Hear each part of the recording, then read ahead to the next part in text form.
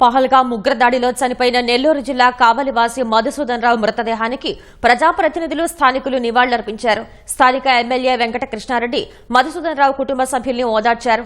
కుటుంబానికి ప్రభుత్వం అండగా ఉంటుందని ధైర్యం చెప్పారు. కావలి చరిత్రలో ఇది విషాదకరమైన ఘటన అని అన్నారు. కావలితో పాటు చుట్టుపక్కల గ్రామాల ప్రజలు పెద్ద ఎత్తున మధుసూదన్ రావు మృతదేహానికి నివాళులర్పించారు.